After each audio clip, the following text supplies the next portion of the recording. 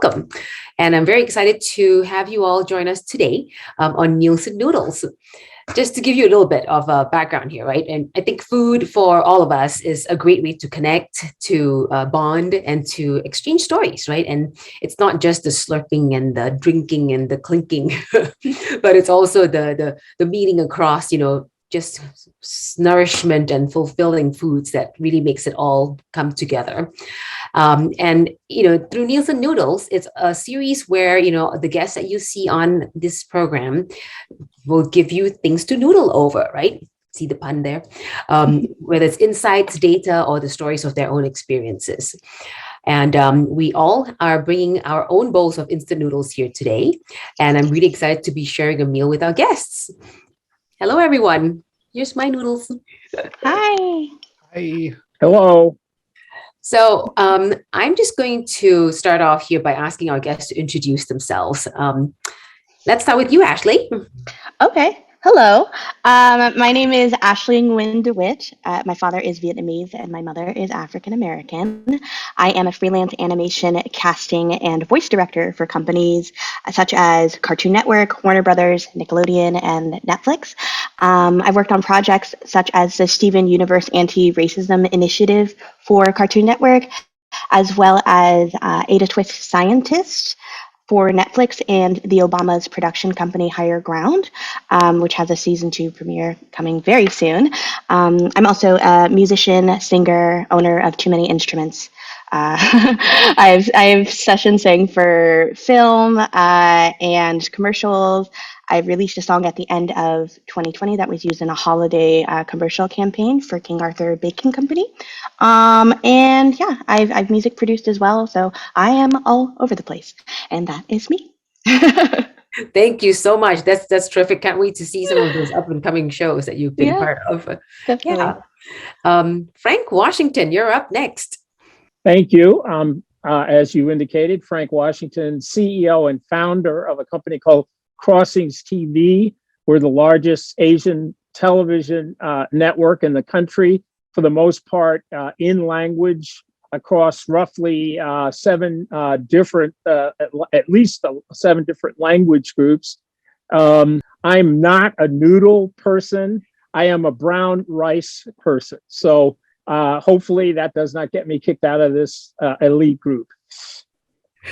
But Frank, you give us plenty to noodle over. So you're in. Yes, yeah. Oh, 不客气. All right. Jonathan, you're up next. Hi, my name is Jonathan Gibbs. I am a content creator from way back in the day when YouTube didn't even have its monetization program and HD video was not available.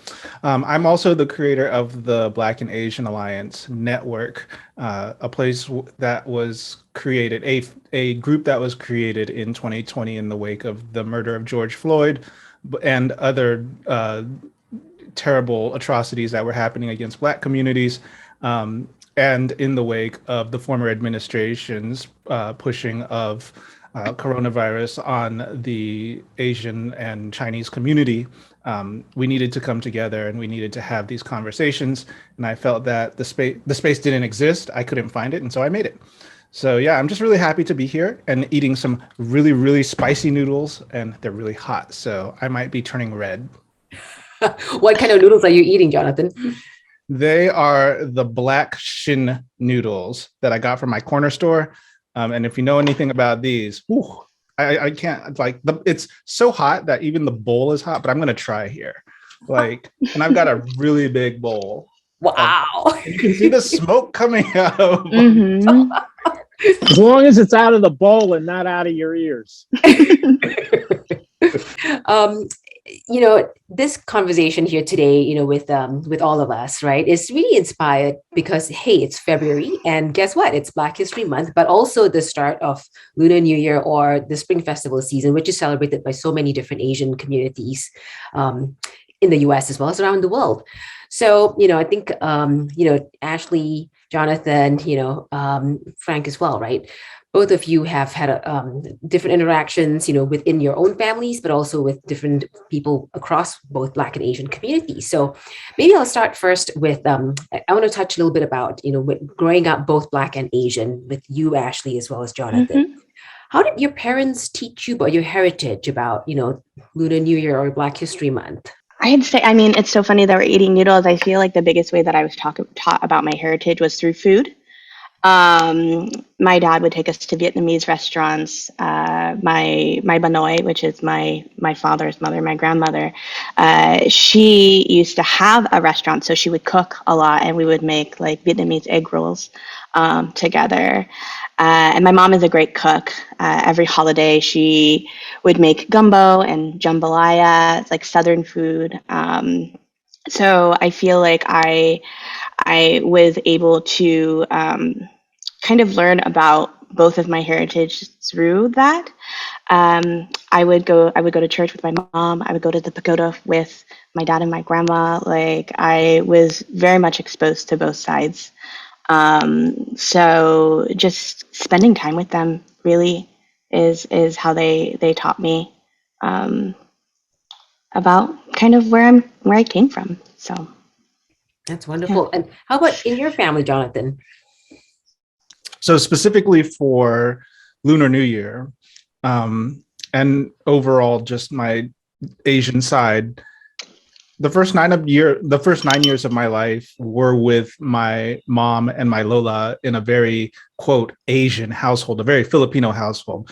Rice cookers, taking your shoes off, like the things that you would stereotypically think of like an Asian American upbringing with immigrant parents. And so for specifically Lunar New Year, just my mom was a hairdresser, and it was like a Asian salon, and so she had various Asian co-workers like Korean and Chinese, et cetera, et cetera. And there was this one lady that I just remember. Oh, I still remember her, but every year she would give me red envelopes, and I'd be like, "Oh, like what's in here?" And it's like Yeah. $1. Wow, yes, you gave me $1. So like that's like my first interaction with very specifically Lunar New Year. Actually, that gives me a good opening to ask Frank, right? Many cultural stories are imparted through watching media, right? And as a media publisher, you're a Black owner of an Asian media network. What inspired you to be a part of that? Well, I'm going to go back to my childhood, and I'm going to claim very, very early childhood because I'm talking about growing up in the 50s and watching TV back then. And the thing that was most striking was the absence of anybody that looked like me or any of my fellow panelists. And to the point where when an African American would show up, all the relatives would get on the phone, the grapevine, and start calling one another to turn to a specific channel. Back then, there were only three. And that was an experience that stayed with me. And later on in law school, it provoked me to actually write my law school note, which is what they call a law school or law journal article when you're a student that's writing it, on ways to instigate greater involvement in the media by minorities. Well, that was really great learning about all of your histories and how so much of your childhood and your experiences, really brought forth what you do today. So let me pivot a little bit to talking about this idea of being both Black and Asian, and the term that's recently come to the fore, Blasian, right? You know, Afro-Asian is another way I've heard it described, right? And there's a form. What do you feel about that? I mean, how do you feel about that terminology? When you think about people like us who are Black and Asian, and then you think about watching TV and seeing nobody that looks like us, whether it's just Black people or Blasian people, that lack of representation causes people to like yearn for the recognition, to be seen. How about for you, Ashley? I mean, what are some of the other ways that media can authentically tell Blasian stories? Because when I started as an assistant, I realized that there weren't many people of color in those positions making creative decisions about stories that were that needed authentic representation. Being in a position where historically there has not been a lot of diversity in the space, like I'm striving to inspire other people of color to go for those sorts of positions. That's awesome that you're opening doors, new doors, right? Try my For best. and that's where it starts, opening those doors, and then we Yeah. have to get and feed the talent pipeline. Whether you're a musician or a voiceover artist or an actor or an actress or a creator like Jonathan, right? So let me ask you, Frank, then from an Asian media owner's perspective, I think we've always thought, Asian content for Asians, Asian networks for Asians, right?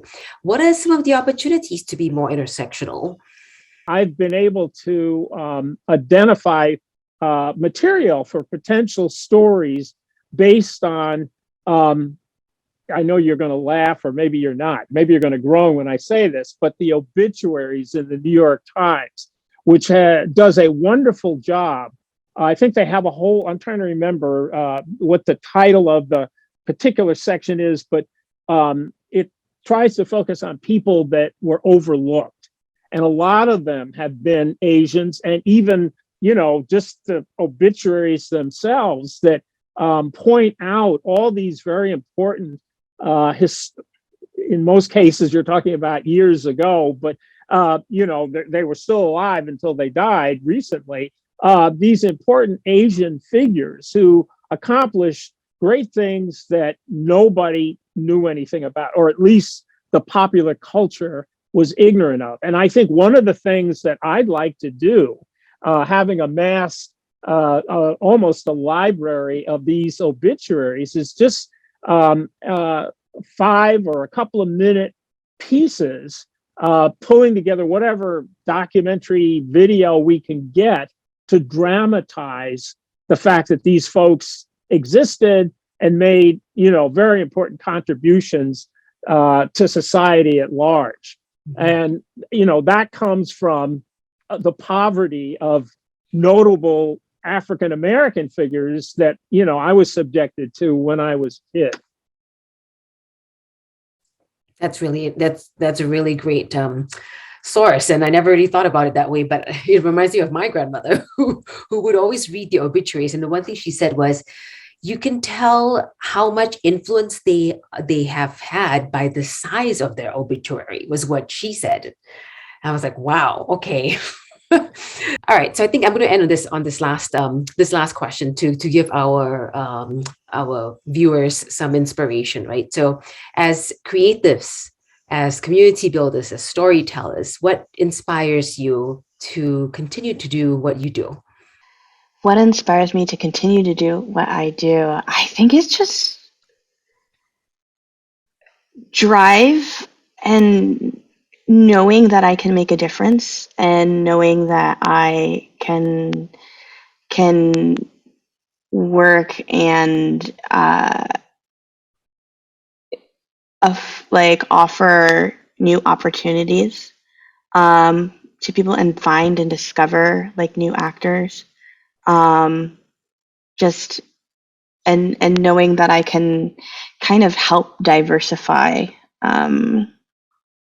voices in animation through my casting, that really inspires me. And then also just knowing that I can be a person to inspire others to go for the same thing that I'm doing. You're definitely helping to pave the way forward for many, many up and coming people, as well as making your parents very proud. Yeah. Jonathan, what inspires you to keep on keeping on? The return on my investment in myself. And what do I mean by that? We dare to imagine a world where people who look like us are accepted.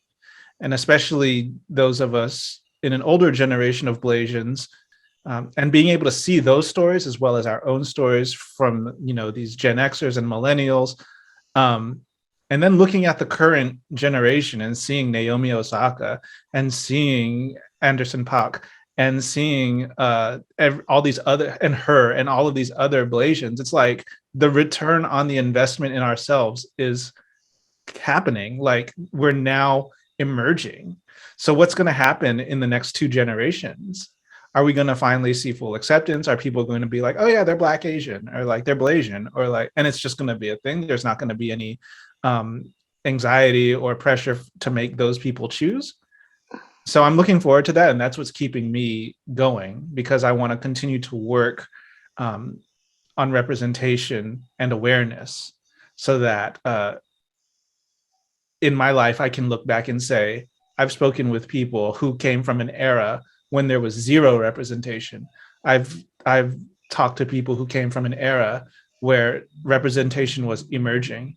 And I can say now in the future that we are here. That's wonderful. That's wonderful sentiment is something I really look forward to hearing and seeing. And hopefully, you know, it'll be within the next 5 years, counting on one hand, right? Let's hope. How about for you, Frank? Well, as the most superannuated person on this phone call, on this Zoom call, there I go, betraying my superannuation. You know, I am probably closest in touch to previous generations that didn't have the opportunities that we all, including myself, have had. And I feel not as a burden, but as an inheritance that I have an obligation to take the ultimate advantage of what was denied to so many other people because of the way that they looked. And that probably, as much as anything, once again, it's not a burden for me, it's an advantage, because I can always look around. You know, when I went to Cornell as an undergraduate, when I was especially in Yale Law School with all these future Supreme Court justices and offspring of presidents and presidents to be, you know, I could feel confident saying, you know, I started probably at least 100 yards behind these folks, and now we're still at the same starting gate. And I just want to, you know, encourage people to accept a mindset where they're willing to go the extra mile to do things because it's about more than just them. It's about the folks that preceded them, that created the environment, you know, that we have today, and it can always be better, but it sure as heck was a lot worse. It's also about the people that come behind us, that hopefully those doors are opened even wider so that they can, you know, go through them and be accepted, you know, for what they bring to the table. Yeah, no, definitely. And I think that really brings all the different perspectives that the three of you bring to this, right? Really ties into what I do here at Nielsen as well. And for our company that really tries to put some hard numbers, some hard measurement behind whether we are making that progress, whether we are realizing those visions, and whether we are shifting the needle on representation, not just at, and again, not just at a numbers level, but by the nuance, right? So I'm very proud of doing what we do, being part of a company that does what we do, but also being able to engage with all of you, people like you who are continuing to fight and really stepping up to the plate to make sure that progress is made. So thank you so much for joining our Nielsen Noodles episode today, and cheers.